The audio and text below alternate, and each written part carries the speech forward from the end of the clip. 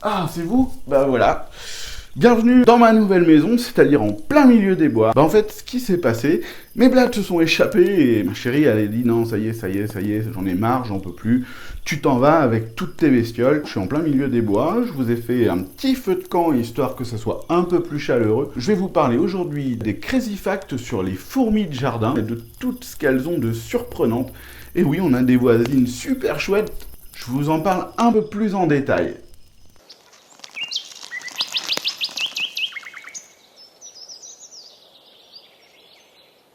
Alors je vous parle de ces petites voisines fort sympathiques. J'ai toujours préféré aux voisins les voisines. Alors bande mater, je vous parle pas de la voisine, je vous parle des petites voisines qu'il y a sous nos pieds. Et je vais vous parler des lasus en général. On va y avoir les lasus niger, les lasus emarginatus par exemple, et les lasus flavus qui sont elles plutôt jaunes.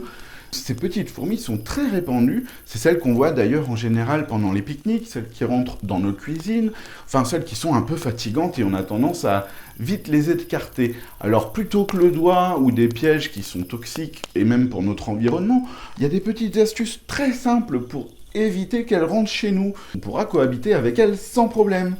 Et oui, la nature est bien faite et il y a des petits moyens qui nous permettront d'éviter qu'elles rentrent. Le basilic est une plante qui va les repousser naturellement. Si on met des petites jardinières, par exemple, de basilic devant nos fenêtres, les fourmis ne passeront plus par cette fenêtre. C'est un très bon moyen de se débarrasser des fourmis sans que ça soit nocif pour elles ni pour nous. De plus, vous pouvez aussi planter du basilic dans votre potager et c'est pareil, ça protégera de l'infestation de ces petites dames. Elles feront leur vie de leur côté et vous de la vôtre, ça se passera très bien.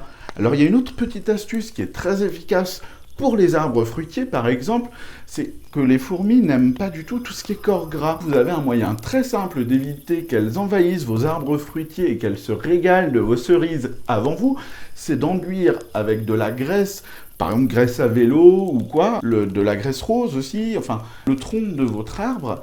Et comme ça, elles ne monteront plus sur votre arbre et vous pourrez déguster vos fruits sans être envahis par ces petites bêtes. La raison de leur venue est toute simple, c'est la nourriture. Il va y avoir toujours une petite éclaireuse qui va aller en repérage pour voir si elle trouve quelque chose. Et si elle trouve quelque chose, au retour vers le nid, elle laissera des petites odeurs qu'on appelle phéromones pour marquer le chemin afin de diriger les prochaines ouvrières pour aller chercher l'autre nourriture.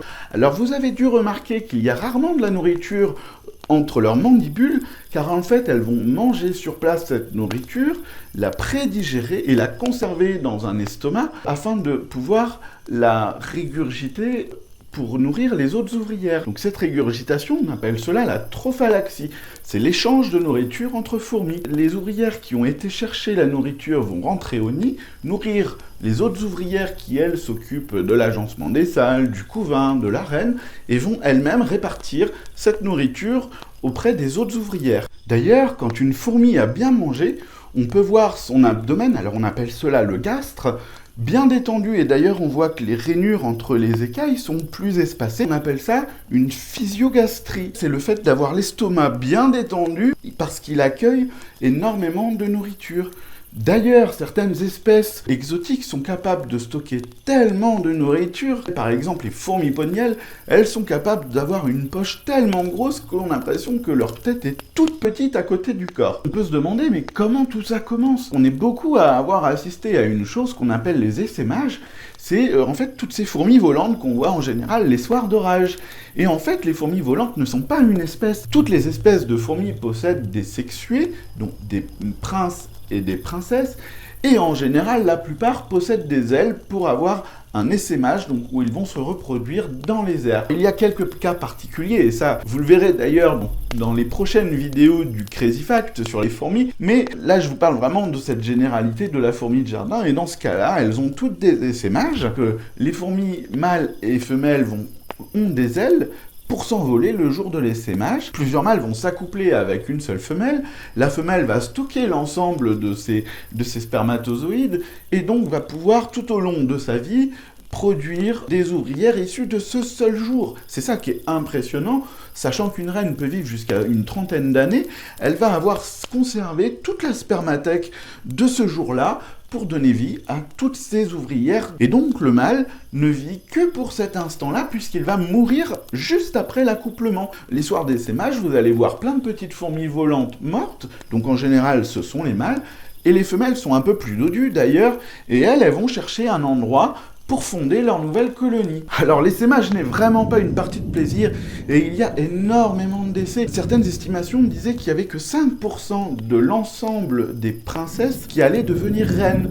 Donc le parcours est très tumultueux, il faut slalomer des fois entre les gouttes puisqu'il y a des orages, il faut slalomer entre les prédateurs qui se font une joie de pouvoir manger à profusion ces petites bêtes qui volent dans tous les sens comme les oiseaux.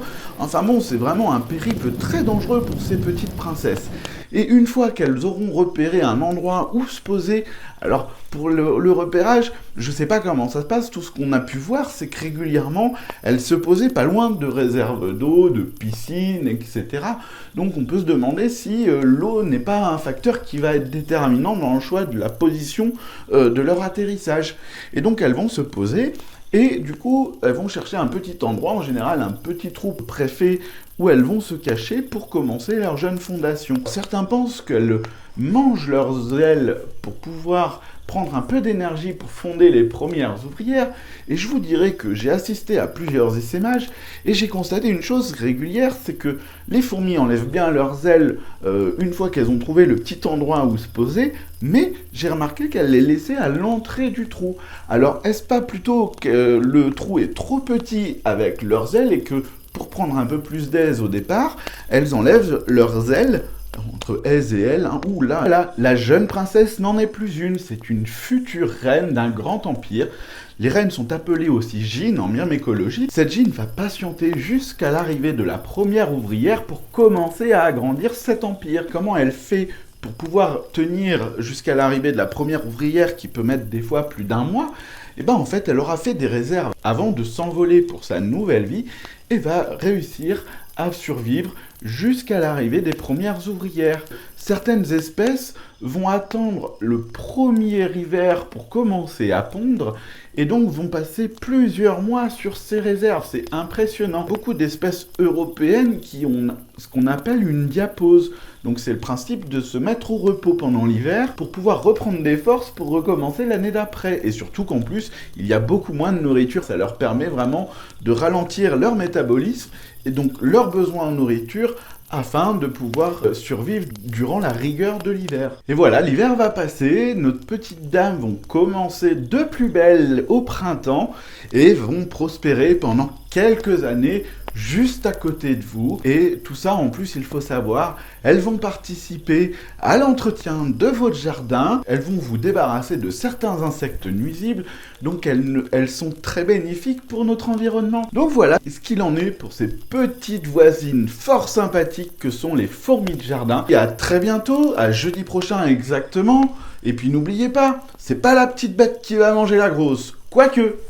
Allez, moi je vais me chauffer un petit peu les mains. Notre petite princesse est... Notre petite